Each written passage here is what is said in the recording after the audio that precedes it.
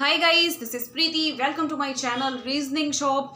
Guys, आज की class बहुत ज़्यादा इंपॉर्टेंट है क्योंकि आज हम करने जा रहे हैं guys estate 2022 RBD paper solution math, मतलब जो मैथ के पेपर का जो सॉल्यूशन है ना। और पेपर नंबर गाइस 4 है। किसी को भी भाई पेपर नंबर 4 में कोई दिक्कत है तो भाई देख सकता है। और आज जो है हम इसकी 2 वीडियोस के ऊपर काम करेंगे, मतलब एक में बनाएंगे हम मैथ्स और एक में बनाएंगे रीजनिंग। ठीक है, तो ये है अपना आरबीडी पेपर सॉल्यूशन मैथ्स का पेपर नंबर 4। किसी को कोई दिक्कत हो, किसी कोई क्वेश्चन सोल्व ना हुआ तो ये पेपर आपको सभी को बहुत ज्यादा हेल्प करेगा। चलिए, तो इसी के साथ ही जैसा कि सभी को स्क्रीन के ऊपर पहला क्वेश्चन शो हो रहा है कि एक कक्षा के 40 छात्रों की औसत आयु 15 वर्ष है। ठीक है, उसके बाद लिखा है जब 10 नए छात्रों को प्रवेश दिया जाता है तो औसत आयु 0.2 वर्ष की वृद्धि हो जाती है। नए छात्रों की औसत आयु बताओ। देखो, सबसे पहली बात गाइस, मैंने आपको हमेशा कहा है कि जो औसत होता है, औसत उसको हम हमेशा यहां पर रखते हैं। ऊपर गाइस रखते हैं टोटल, मतलब कुल। ठीक है, और नीचे क्या रखते हैं? नंबर ऑफ क्वांटिटी, मतलब जिस किसी भी चीज की है, चाहे वो कोई इंसान है जैसे 40 छात्र हैं, चाहे वो कोई चावल हो गए, कोई गेहूं हो गया, उनके ग्राम हो गए, पानी हो गया, मतलब इस तरीके से जो भी क्वांटिटी होती है, चाहे कोई चीजें हो गई। ठीक है, तो 15 जो है 40 छात्रों का औसत है। तो गाइस अगर हम इसको टोटल निकालेंगे तो हमारे पास कुल कितनी आयु निकलेगी बताओ।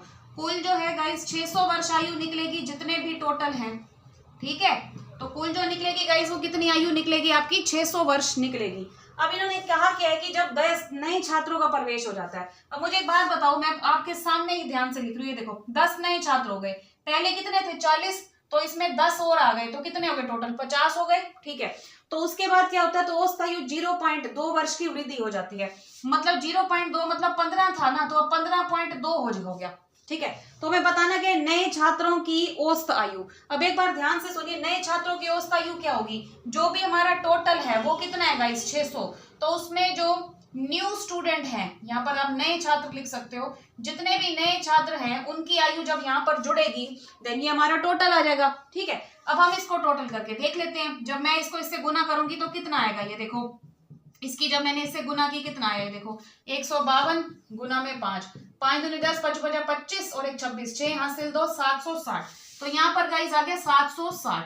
760 600 जमा में नए छात्र। ठीक है, तो इसका मतलब 760 में से जब 600 घटाएंगे तो 160 जो है एज आएगी नए छात्रों की। समझ गए? नए छात्रों की एज कितनी आएगी? कुल एज 160। लेकिन हमने यहाँ पर बताना क्या है? उनकी औसत आयु बतानी है। तो औसत का मतलब क्या होता है कि जितने भी नंबर ऑफ क्वांटिटीज है उससे डिवाइड कर दो। तो कितने छात्र गाइस नए आए हैं? यहाँ पर 10 छात्र नए आए हैं ना, ये देखो 10 आए हैं। तो इसका मतलब ये जो कुल जो है 10 छात्रों की जो कुल आयु है वो 160 वर्ष है। तो इसके नीचे अगर मैं 10 रख दूंगी तो मेरा क्या आंसर आ जाएगा? 16 वर्ष। ठीक है, फिर हमारा आंसर क्या आएगा? 16 ईयर्स। जल्दी से बताओ सभी स्टूडेंट्स को समझ आया या नहीं?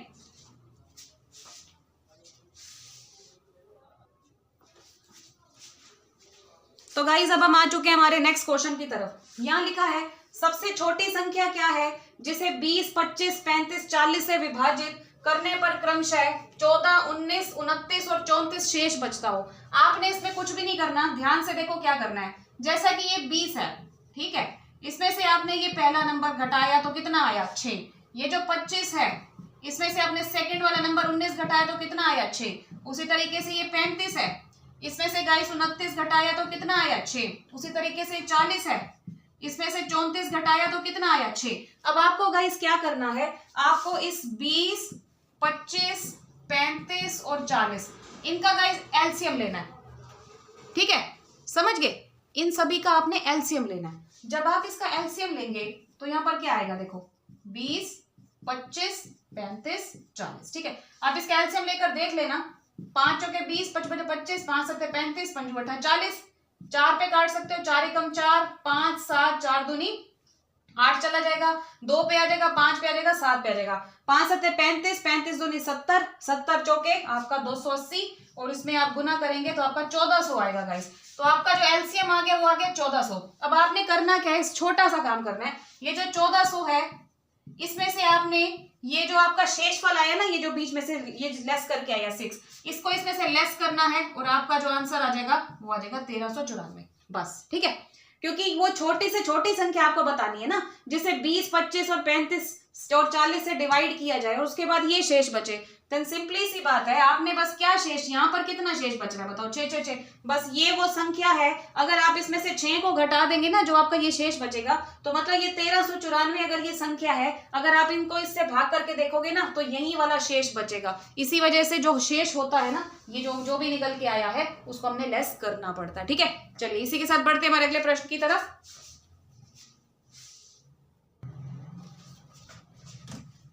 अब हम आ चुके हैं गाइस हमारे नेक्स्ट क्वेश्चन की तरफ। इन्होंने लिखा है दो संख्याओं का अंतर 5 है। मान लो पहली संख्या x है, मान लो जो पहली संख्या है गाइस वो x है और जो दूसरी संख्या है वो क्या है गाइस y। ठीक है, दोनों के बीच का अंतर कितना दिया गाइस 5 और उनके वर्गों का अंतर कितना है, मतलब x square minus Y square कितना है भाई 135। आप सबको अलजेब्रा के फॉर्मूला तो भाई पता ही होंगे, a square minus B square का फॉर्मूला क्या होता है, a plus B and a minus B. इसका मतलब a square minus B square मतलब x square minus Y square then x plus Y and x minus Y. Clear है। अब देखो इसके प्लेस पे आप 135 रख सकते हो, देन x माइनस वाई की वैल्यू गाइस कितनी दी है 5, देन x प्लस वाई की जो वैल्यू है वो आपके सामने आ जाएगी, 135 बटे 5 कर लो, x प्लस वाई की वैल्यू आ जाएगी, कितना आएगा देखो 5 दूनी 10, 5 सत्ते 35, देन आप सबका आंसर कितना आ गया 27। बताओ समझ में आया या नहीं।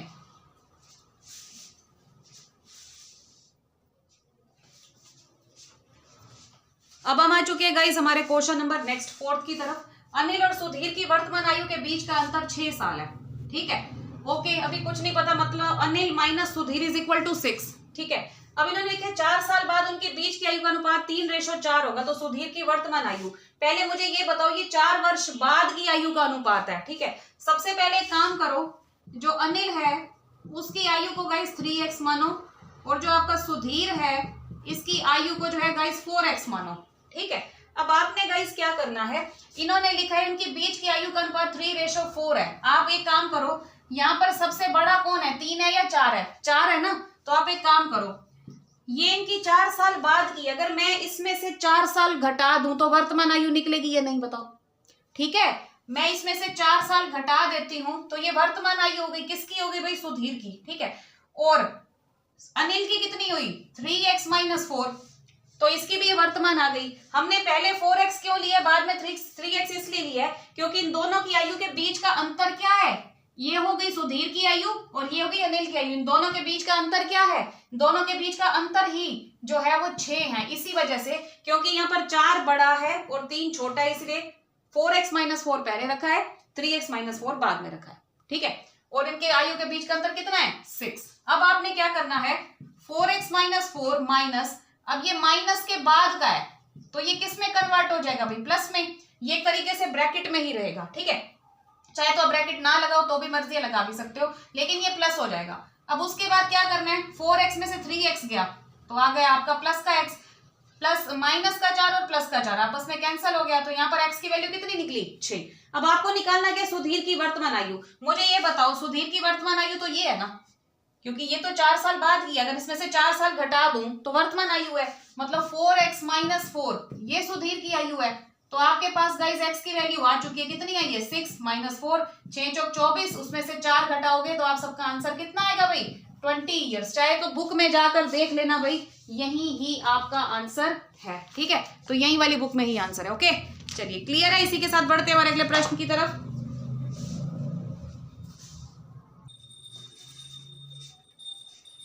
हाँ जी गाइस, तो अब हम आ चुके हैं हमारे नेक्स्ट क्वेश्चन की तरफ। ध्यान से देखिए, एक आयत की लंबाई में 60% की वृद्धि हो जाती है, तो उसी क्षेत्रफल को बनाए रखने के लिए चौड़ाई में कितने प्रतिशत की कमी करनी पड़ेगी। अब ध्यान से सुनना क्वेश्चन को, जो मैं ट्रिक आपको बता रही हूँ। सभी को पता है जो आयत का गाइस क्षेत्रफल होता है उसका फॉर्मूला क्या होता है, आयत का जो गाइस क्षेत्रफल होता है मतलब एरिया ऑफ रेक्टेंगल का L इंटू बी होता है, लंबाई गुना में गाइस चौड़ाई होता है। अब आपने गाइस क्या करना है L इंटू बी। ठीक है, अब आपने गाइस क्या करना है, आप एक काम करो, आप सबको ये तो पता है कि लंबाई और चौड़ाई में फर्क होता है, मतलब लंबाई 100 सेंटीमीटर है तो चौड़ाई 80 होगी, लेकिन आपने यहाँ पर दोनों को 100 लेट करना है कि ये दोनों अगर 100 हैं तो हमारा एरिया कितना आएगा 10,000 आएगा क्षेत्रफल। अब इन्होंने कहा है कि लंबाई में जो है 60% की वृद्धि होगी, मतलब 100 से क्या बन गई 60। अब ये कह रहे हैं कि चौड़ाई में कितने परसेंट की कमी रहेगी, क्षेत्रफल समान रहे, क्षेत्रफल आपका 10,000 रहना चाहिए, तो आपको ब्रेथ नहीं पता, चौड़ाई नहीं पता कितनी रखनी चाहिए, तो आप एक काम करें, इसको एक्स लेट कर लो। ठीक है, जब आप इसको एक्स लेट करोगे देन सिंपली सी बात है, इसको किसके इक्वल रखोगे? 10,000 के, तो बस सिंपल वही, ये 10,000 के इक्वल हो गया। अब यहां से एक्स की वैल्यू कितनी आ जाएगी? 10,000 बटे में 160, बस इसको कैंसिल करके देख लो भाई, ये 1,000 आ गया। यहाँ से सोल्व करके देखो भाई क्या आता है, 16 छिके 96 आता है। ठीक है, ये देखो 16 छिके 96 आता है सबसे मैक्सिमम। यहाँ पे आ गया आपका 4, यहाँ पे आ गया आपका ये 0 आ गया। ठीक है, 16 दूनी 32 आ गया, और उसके बाद ये कैंसिल होगा 62.5। अब ये जो 62.5 है वो तो यहाँ पर आना है। ठीक है, लेकिन यहाँ पर कमी कितने की हुई? टोटल कितना था? 100, और उसमें अगर 62.5 को अगर हम लेस कर दें तो कितने परसेंट की गाइस जो कमी है वो करनी पड़ेगी चौड़ाई में? तो आप सबका आंसर क्या आएगा? 37.5। जल्दी से देखो,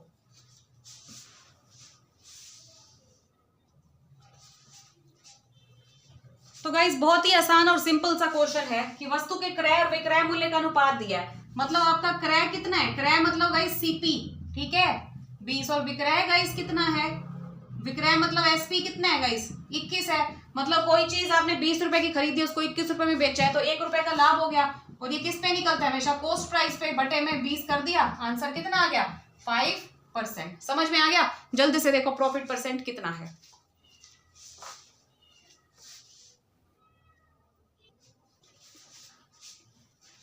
चलिए गाइस, तो अब हम बढ़ चुके हमारे क्वेश्चन नंबर 7 की तरफ। ए और बी के चलने की दरों का अनुपात गाइस क्या है? 2:3। बी द्वारा मतलब जो इनकी स्पीड दी है ना गाइस, जो गति दी है वो कितनी दी है? ए और बी की 2:3 दी है। इन्होंने लिखा है बी द्वारा एक निश्चित दूरी तय करने में लिया गया समय 36 मिनट है। ठीक है, अब आप ये देखो कि बी की जो स्पीड है गाइस वो 3 है, और इसके द्वारा टाइम कितना लिया गया? भाई 36 मिनट का आपके सामने टाइम लिया गया है। ठीक है, तो डिस्टेंस का फॉर्मूला क्या होता है? स्पीड इनटू टाइम, मतलब दूरी का फॉर्मूला होता है समय गुना में गति। ठीक है, अब आपने क्या करना है गाइस, डिस्टेंस निकालने के लिए, इसका मतलब यहाँ पर आप एक काम कर सकते हो, जैसे कि 3 दिए, 36 मिनट को घंटों में कन्वर्ट कर लेते हैं। अगर हम इसको घंटों में कन्वर्ट करेंगे तो 36 बटा में 60 करेंगे। हमने सबसे पहले दूरी निकालनी है, डिस्टेंस। इसके लिए आपको देखो, ये बी द्वारा निश्चित दूरी का 36 मिनट है ना, तो ये बी के लिए स्पीड, और ये ले लिया गाइस बी का टाइम। अब जब इसको सोल्व करेंगे तो कितना आएगा? 3 एकम 3, ये 20 आ गया। ठीक है, उसके बाद चेक करते हैं, 4 पे कटेगा 4 निम 36, 4 पंजे 20। इसका मतलब जो डिस्टेंस आया वो कितना आया? 9/5 किलोमीटर। किलोमीटर में तभी निकला क्योंकि हमने 36 मिनट को घंटों में कन्वर्ट किया है। ठीक है, उसके बाद आपकी जो डिस्टेंस है गाइस, जो दूरी है वो 9/5 किलोमीटर निकल कर आई है। अब इन्होंने क्या कहा है कि इसी दूरी को, इसी सेम दूरी को तय करने में ए कितना समय लेगा। अब ये बताओ ए की स्पीड क्या है? ए की जो स्पीड है वो है 2। इसका मतलब टाइम निकालने का फॉर्मूला क्या होता है? Distance upon speed. Distance upon speed मतलब 9/5 है, उसके 2/1 कर दो। जब 9/5 है, इसके 1/2 हो जाएगा, उल्टा हो जाएगा, तो कितना आएगा? 9/10। 9/10। अब ये जो 9/10 है ये क्या आएगा गाइस? घंटे आएंगे। अब आपने जो क्वेश्चन, जो ऑप्शन दिया है वो मिनट में दिया है, तो आपने इसका क्या करना है? 9/10 है ना, उसको मिनट में कन्वर्ट करने के लिए 60 से गुना कर देना है। जब इसको 60 से गुना करोगे देन 9 6 54, देन आप सबका आंसर कितना आएगा? 54 मिनट। चाहो तो भाई बुक में से चेक भी कर सकते हो। ओके, देखिए चलो।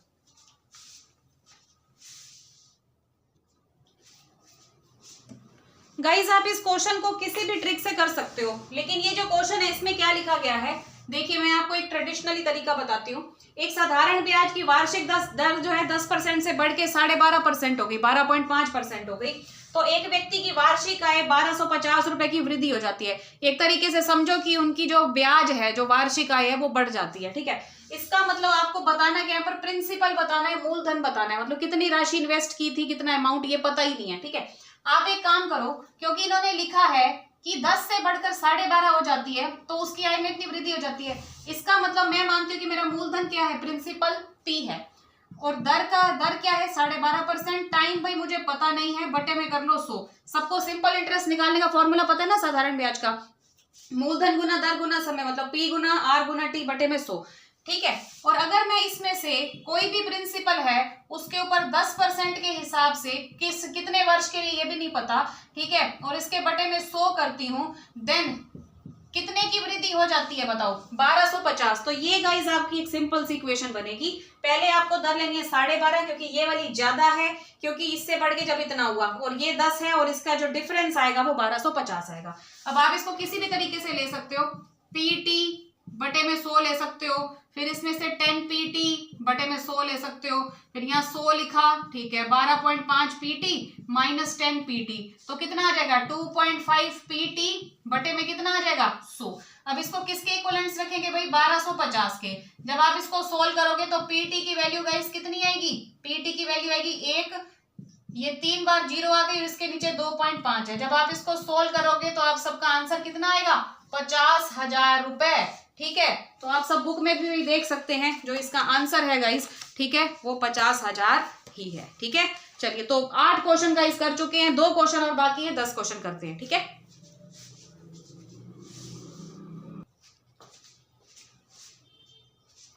अब हम बढ़ते हैं गाइस हमारे अगले प्रश्न की तरफ। इन्होंने लिखा है अर्धवार्षिक रूप से 10% प्रतिवर्ष की दर से 16,000 रुपए की राशि लगभग 2 वर्षों में कितनी हो जाएगी। मतलब ये जो क्वेश्चन है ना, ये कंपाउंडेड हाफ ईयरली का है, मतलब चक्रवृद्धि ब्याज का क्वेश्चन है। आप सबको पता है जब चक्रवृद्धि ब्याज का क्वेश्चन है तो मैं उसको किस तरीके से करवाती हूँ।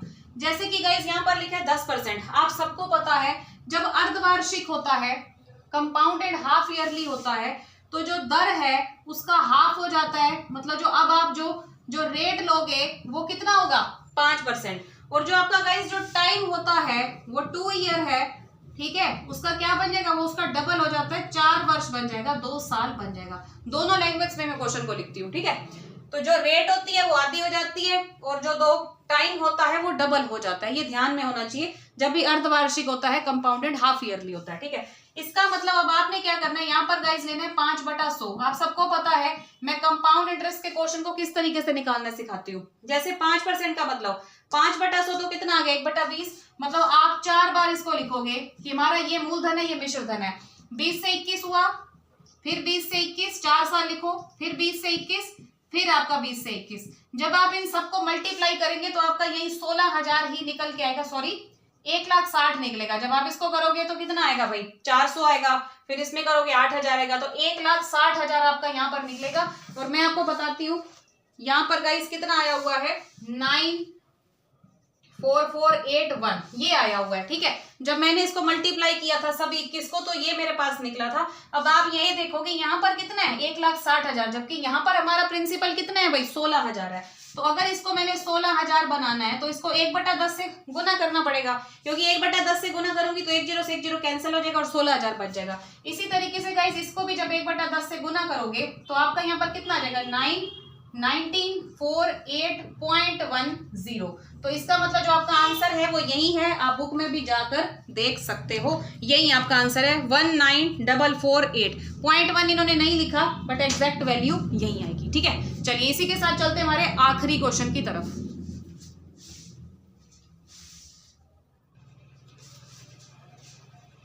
चलिए गाइस, तो अब हम आ चुके हैं हमारे लास्ट क्वेश्चन की तरफ। इन्होंने गाइस लिखा है एक मेंढक फ्रॉग है, फिसलन भरी दीवारों के साथ 9 मीटर गहरे सूखे कुएं से बाहर आने की कोशिश करता है। जैसे कि ये 9 सेंटीमीटर 9 मीटर गहरा कुआं है। ठीक है, अच्छा, हर बार 60 सेंटीमीटर कूदता है तो 30 सेंटीमीटर पीछे खिसक जाता है। मतलब वो डबल कूदता है, जितना खिसकता है उससे डबल कूदता है। 60 सेंटीमीटर कूदता है, फिर 30 सेंटीमीटर पीछे की तरफ आ जाता है। तो मेंढक को कुएं से बाहर आने के लिए कितनी छलांग लगानी पड़ेगी? एक बार अगर आप ये देखो कि ये एक कुआं होगा, ठीक है, ये कुआं होगा जो कि 9 मीटर का है, जबकि यहाँ पर सेंटीमीटर में जो है बोला गया है, तो हम एक काम कर लेते हैं, इस 9 मीटर को सेंटीमीटर में कन्वर्ट कर लेते हैं। जैसा कि सभी को पता है कि जो 1 मीटर होता है वो 100 सेंटीमीटर के इक्विवेलेंट्स होता है। जो 9 मीटर होगा वो कितने सेंटीमीटर के इक्विवेलेंट्स होगा भाई? 900 सेंटीमीटर के। मतलब ये जो गहरा कुआं है ये 900 सेंटीमीटर का है। मतलब आपने यहाँ पर क्या करना है? इक्वेशन लगानी है। जो भी चीज अगर समझ में ना आ रही हो ना कि वहां पर क्या करना है, जैसे कि उन्होंने पूछा कि मेंढक को कुएं से बाहर आने के लिए कितनी छलांग लगानी पड़ेगी, तो आप इसको मानोगे x। टोटल जो जंप्स हैं कितनी छलांगे लगानी पड़ेगी वो मान लो कि x छलांग लगानी पड़ेगी। ठीक है, अब आपने गाइस क्या करना है ये बताओ, इन दोनों के बीच का डिफरेंस कितना है, कि कितना वो जलता है और कितना पीछे खिसकता है। तो 60 - 30 है, इसके बीच का गैप कितना है गाइस? 30। अब आपको क्या करना है कि जो 30 है इसमें से x में से 1 को लेस करना है, उसमें 60 जोड़ना है और उसको 9 900 के इक्वल रखना है। 900 का मतलब ये है कि ये जो टोटल है ये 900, 30x में से लेस करना है क्योंकि x छलांग है, और उसमें से एक जो है वो आपको पहले वाली छोड़नी होगी, ठीक है। और उसके बीच में जो है जब आप 60 को भी ऐड कर दोगे देन उसके बाद, क्योंकि 60 सेंटीमीटर कूदता है, डिस्टेंस कवर है, देन इसके जो टोटल इक्वल आएगा वो 900 आएगा। अब यहाँ पर आएगा 30x माइनस में 30 प्लस में 60 इज इक्वल टू 900, ठीक है।